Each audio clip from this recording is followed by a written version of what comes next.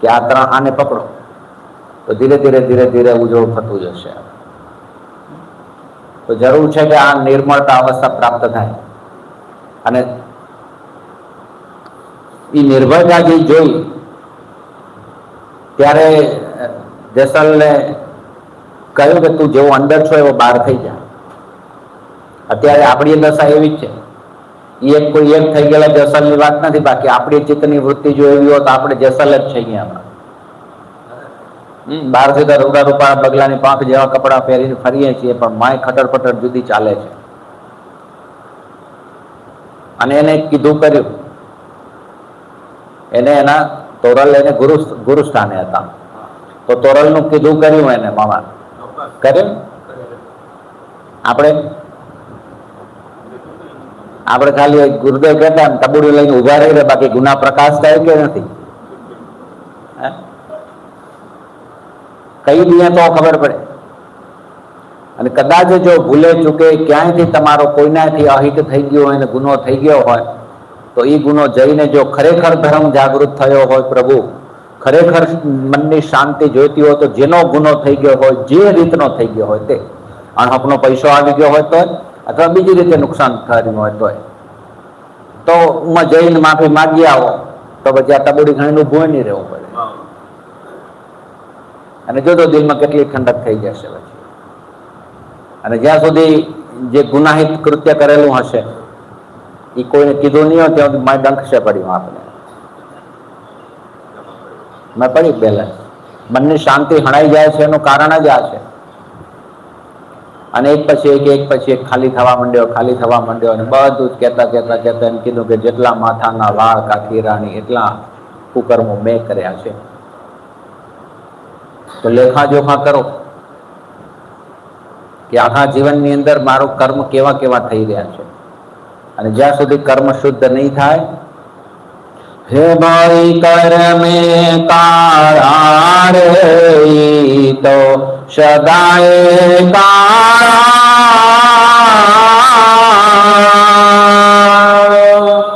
હે મુનિવર જ્ઞાન વિચારીને જો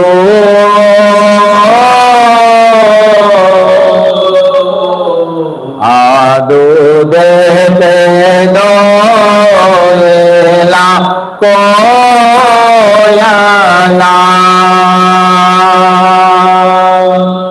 ઈ તો કદીએ રે યોજાના હોય.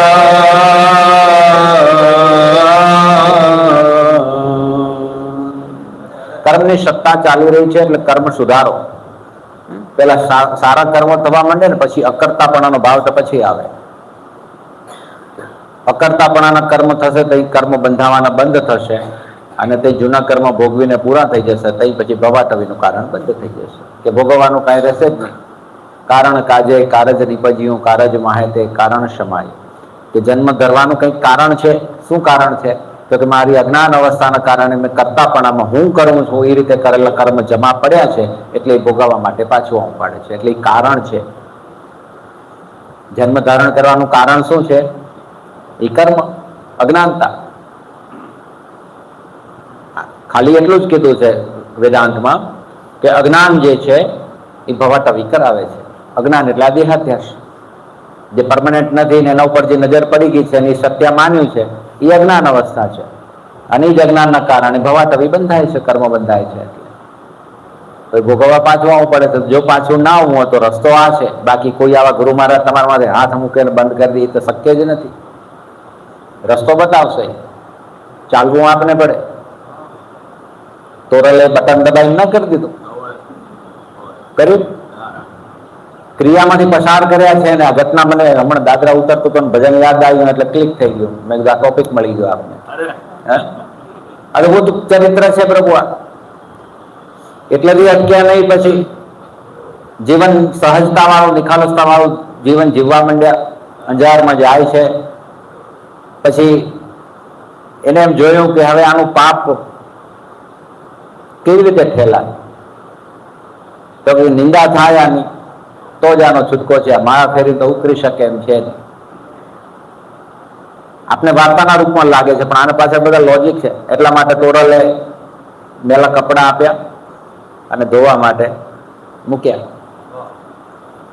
હવે સ્ત્રીના કપડા લઈ અને બહારવટીઓ ક્ષત્રિય દરબાર જાડેજા પુરુષ જે દિવસે નીકળ્યા હશે અંજારની બજારમાં, તો એ આપણા જેવો જ સમાજ તો શું બાકી રાખ્યું હશે એને?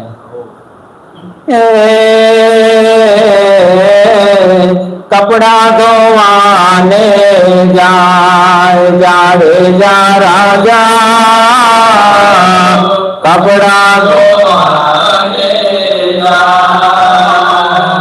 સામા માળ્યા રે ભાઈબંધ બેલડી રામ અલખ ધણી.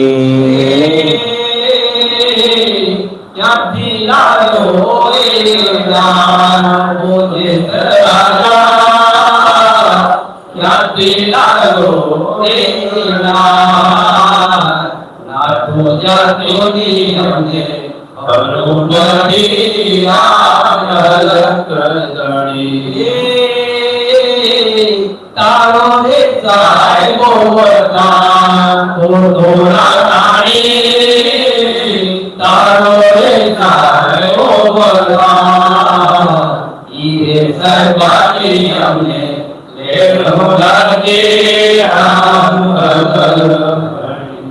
તારો સાહેબો બતા, તારા પાસે નિર્ભયતા શું છે, આટલી સ્થિરતા કેમ છે, એ મને પ્રાપ્ત કરવી છે.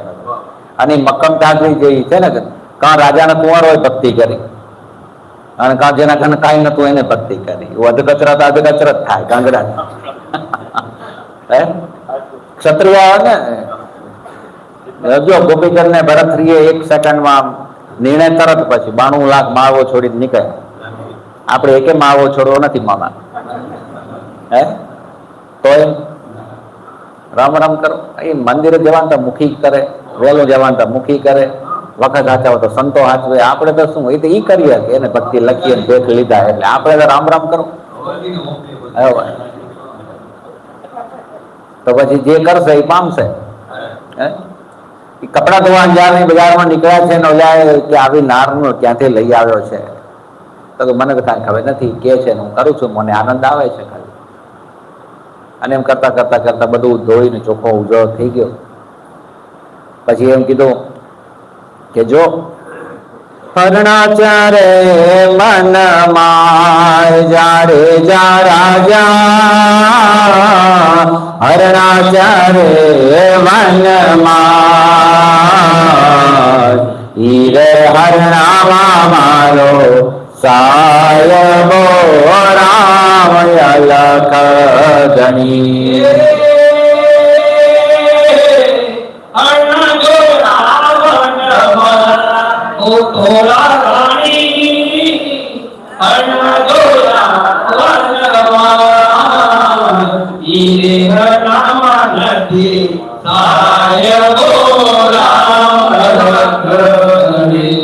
આ શબ્દો પકડજો.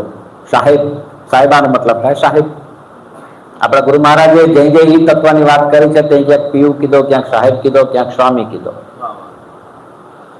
નિષ્કલંકી બાળાનો અવતાર તો એ ખાલી આશરો છે, ખીલો આપ્યો છે, કે માધ્યમ આપ્યું છે. બાકી પહોંચવામાં ત્યાં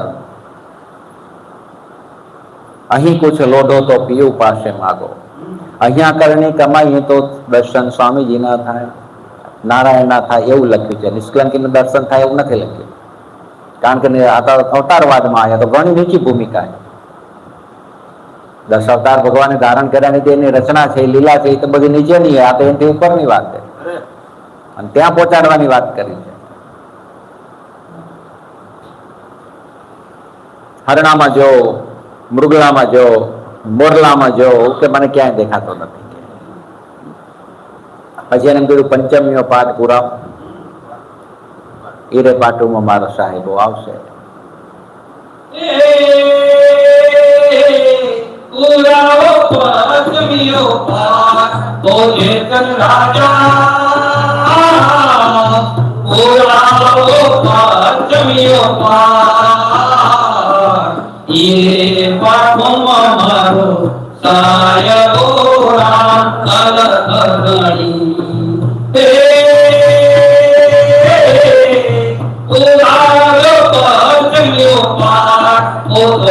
રાણી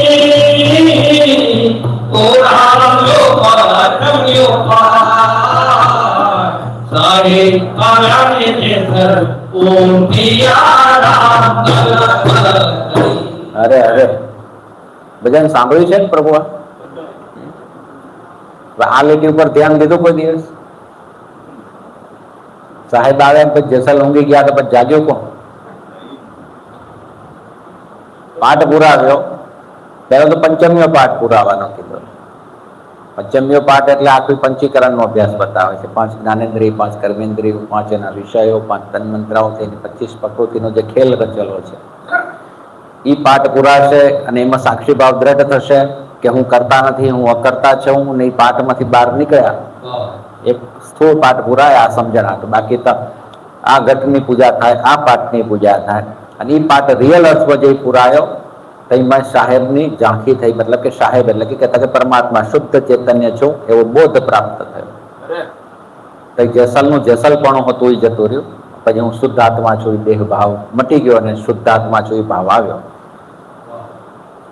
એટલે કીધું છે કે જેસલ ઊંઘ્યા. નાયો કાકો પડ્યા ને પછી નાયો કાકો ઉભા ના થયા, નાયાજી મહારાજ ઉભા થયા.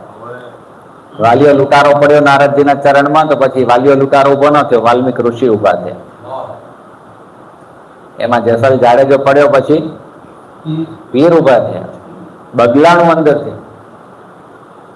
દેખીતી રીતે કશું નતું બદલાયું, સ્થૂળ રીતે કશું જ નતું બદલાયું. એક રૂવાટી ઓછી વધઘટ નથી થઈ, પણ કઈક ચેન્જ થઈ. શું બદલ્યું?